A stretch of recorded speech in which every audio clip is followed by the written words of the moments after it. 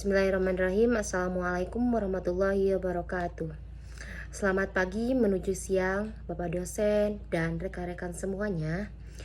Yang terhormat Bapak dosen pengampu pada mata kuliah pengembangan materi ajar PAI, Bapak Dr.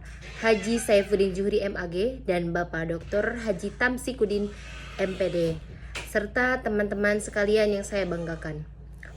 Perkenalkan, kami dari kelompok 4 yang beranggotakan saya sendiri, Anissa Usnazkia, dan rekan saya Siti Aisyah, dari jurusan Pendidikan Agama Islam Universitas Islam Negeri Cyber Syekh Nurjati Cirebon. Pada kesempatan kali ini, saya akan mempresentasikan makalah yang berjudul Analisis Kebutuhan dalam Pengembangan Materi Ajar Pendidikan Agama Islam. Adapun alur presentasi yang akan dibahas pada pertemuan kali ini, yaitu yang pertama itu pendahuluan, dan yang kedua itu rumusan masalah, dan yang ketiga itu mencakup pembahasan yang diantaranya adalah membahas tentang apa yang dimaksud dengan analisis kebutuhan dalam konteks pengembangan materi ajar, dan yang kedua bagaimana proses analisis kebutuhan dan faktor-faktor mempengaruhi keberhasilan dalam analisis kebutuhan pengembangan materi ajar, dan yang keempat itu kesimpulan. Tanpa berpanjang lebar, mari kita bahas satu persatu yang akan dipresentasikan, dipaparkan oleh saudari Siti Aisyah. Kepadanya saya persilakan. Latar belakang masalah. Materi ajar adalah komponen penting dalam pembelajaran yang berfungsi sebagai panduan untuk mencapai tujuan pendidikan. Namun, seringkali materi disusun tanpa memperhatikan kebutuhan nyata peserta didik, sehingga pembelajaran menjadi kurang efektif. Salah satu solusi strategis adalah melakukan analisis kebutuhan sebelum menyusun materi ajar. Proses ini bertujuan mengidentifikasi kesenjangan antara kondisi aktual dan yang diharapkan dalam pembelajaran, mencakup aspek kognitif, afektif, dan psikomotorik peserta didik. Selain itu, analisis ini juga mempertimbangkan kurikulum, karakteristik guru, sarana, serta lingkungan belajar. Keberhasilan analisis kebutuhan bergantung pada metode, kemampuan mengolah data, dan penerapannya dalam pengembangan materi. Tanpa analisis yang tepat, materi bisa menjadi tidak relevan atau tidak sesuai dengan kemampuan siswa. Makalah ini disusun untuk membahas pentingnya analisis kebutuhan dalam pengembangan materi ajar, proses pelaksanaannya, serta faktor-faktor yang mempengaruhinya agar pembelajaran menjadi lebih efektif, adaptif, dan bermakna di semua jenjang pendidikan. Ada 3 rumusan masalah. Yang pertama, apa yang dimaksud dengan analisis kebutuhan dalam konteks pengembangan materi ajar? Yang kedua, bagaimana proses analisis kebutuhan dilakukan untuk merancang materi ajar yang efektif? Yang terakhir, apa saja faktor yang mempengaruhi keberhasilan analisis kebutuhan dalam pengembangan materi ajar? Analisis kebutuhan dalam konteks pengembangan materi ajar. Analisis kebutuhan adalah langkah pertama dalam merancang materi ajar untuk mengidentifikasi perbedaan antara kemampuan saat ini dari peserta didik dengan tujuan yang seharusnya mereka capai sesuai dengan kurikulum atau tujuan pembelajaran. Dalam konteks ini, pengembangan materi ajar, analisis kebutuhan yang digunakan untuk memastikan bahwa 1. Materi ajar yang disusun relevan dan sesuai dengan kondisi peserta didik. 2. Isi materi, metode, dan media pembelajaran yang digunakan dapat menjawab kebutuhan nyata di kelas dan lingkungan sekitar. Terakhir, pembelajaran tidak hanya fokus pada teori tetapi konkret, kontekstual, dan berdampak pada peningkatan hasil belajar siswa. Maksudnya, analisis kebutuhan adalah langkah awal untuk mengetahui apa yang dibutuhkan siswa sebelum membuat materi ajar. Proses ini membandingkan kemampuan siswa saat itu dengan kemampuan yang seharusnya mereka miliki, sesuai dengan tujuan pembelajaran.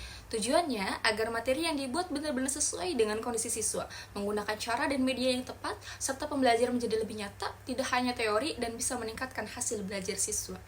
Kemudian, contoh penerapan analisis kebutuhan dalam pengembangan materi ajar mata pelajaran PAI. Misalnya, dengan topik sholat fardu, guru menemukan siswa pasif dan kesulitan memahami rukun sholat, menandakan adanya kesenjangan pemahaman. Melalui observasi dan wawancara, diketahui bahwa siswa belum memahami makna sholat dan bacaan belum benar, serta kurangnya dukungan lingkungan rumah. Sebagai respon, guru menyusun materi yang dimulai dengan makna dan manfaat sholat, yaitu dengan menambahkan video, demonstrasi, praktek langsung, lembar refleksi, dan diskusi tantangan ibadah di rumah. Pendekatan ini membuat pembelajaran lebih kontekstual, relevan, dan berdampak dalam memperkuat nilai keagamaan siswa. Maksud dari contoh tersebut yaitu penerapan analisis kebutuhan dalam pelajaran PAI di kelas 7 terlihat saat guru mendapati siswa pasif dan kesulitan memahami rukun sholat. Untuk mencari penyebabnya, guru melakukan observasi dan wawancara, lalu menemukan bahwa banyak siswa belum memahami makna sholat, kesulitan melafalkan bacaan, dan tidak dapat dukungan ibadah di rumah.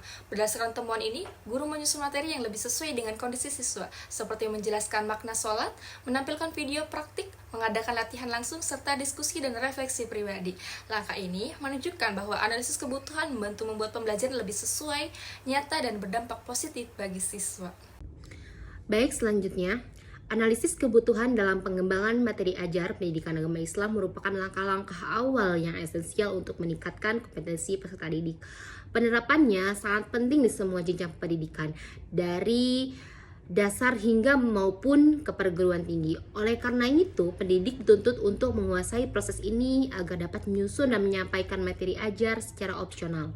Berikut ada 3 tahapan utama dalam analisis kebutuhan mengajar, yaitu yang pertama, analisis terhadap kurikulum, dan yang kedua itu analisis terhadap sumber belajar, dan yang ketiga itu analisis terhadap penentuan jenis materi ajar. Dan yang pertama itu analisis terhadap kurikulum, yaitu tahap ini merupakan salah satu yang mementingkan pemahaman terhadap kurikulum sebagai dasar utama yang penyusunan materi ajar.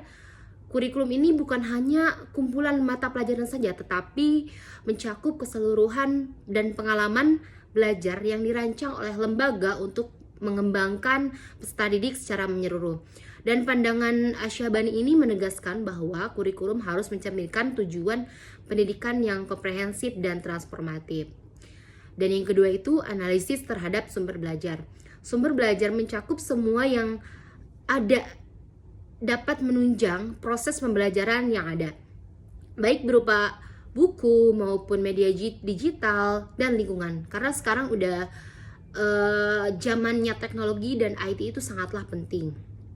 Namun menurut Molenda, sumber pembelajaran ini adalah segala bentuk pesan atau alat media, teknik, dan lingkungan itu harus mendukung pembelajaran. Dari analisis ini tujuannya untuk memastikan materi ini agar memiliki dukungan yang memadai dan dapat diakses dan digunakan secara efektif dan pendidik oleh dan maupun peserta didik. Dan yang selanjutnya yang ketiga, analisis terhadap penentuan jenis materi ajar. Pemilihan materi ajar yang tepat adalah yang menentukan efektivitas pembelajarannya. Materi yang relevan dan memudahkan siswa untuk memahami isi pelajaran dan memungkinkan guru mengajar lebih efisien. Menurut Belawati, materi ajar yang berperan penting dalam berbagai bentuk pembelajaran, yaitu secara klasikal, individual, dan kelompok, serta mendukung siswa untuk belajar mandiri pembelajaran secara berlangsung. Jadi sebelum kita guru sebelum datang, jadi mahasiswa dibiasakan untuk mempelajari pelajarannya terlebih dahulu agar proses pembelajaran tetap efisien dan aktif. Dan untuk selanjutnya, analisis kebutuhan merupakan tahap awal yang krusial dalam proses perencanaan dan pengembangan materi ajar. Tujuannya untuk mengidentifikasi kesenjangan antara kondisional aktual pembelajaran dan kondisi ideal yang diharapkan oleh materi ajar itu disusun dengan benar-benar relevan dan efektif dan meningkatkan kualitas pembelajaran. Berikut di sini ada faktor-faktor keberhasilan dalam analisis, yaitu di sini ada 9, dan yang pertama itu kejelasan tujuan pembelajaran. Kejelasan pembelajaran ini memberikan arah dan fokus pada analisis kebutuhan, yaitu agar sesuai dengan kompetensi yang ingin dicapainya. Dan yang kedua itu pemahaman terhadap karakteristik peserta didik. Dan apa yang dimaksud dengan pemahaman terhadap karakteristik peserta didik ini? Menyesuaikan materi ajar dengan latar belakang atau gaya belajar dan kemampuan siswa. Dan yang ketiga itu kualitas dan fidelitas instrumen pengumpulan data. Yang dimaksud instrumen ini yang menghasilkan data yang akurat, secara valid dan dapat diandalkan. Dan yang keempat, keterlibatan dalam kolaborasi stakeholder. Partisipasi ini mampu berbagai pihak dan untuk memperkaya informasi dan menumbuhkan rasa memiliki terhadap proses pendidikan. Jadi terasa gitu adanya proses tahapan dalam pendidikan kali ini. Dan yang selanjutnya itu kompetensi profesional guru atau tim pengambang, yaitu guru untuk kompeten mampu merancang materi ajar berdasarkan data kebutuhan yang tepat. Dan yang selanjutnya ketersediaan waktu dan sumber daya. Analisis ini baik memerlukan waktu, tenaga, dan dukungan logistik yang memadai. Karena semakin banyak SDM pengajar maka semakin kebutuhan siswa itu terpenuhi. Dan selanjutnya konteks lingkungan belajar, budaya sekolah, sarana prasarana, iklim pembelajaran mendukung proses analisis yang efektif. Dan yang selanjutnya data historis dan mendokumentasikan pembelajaran.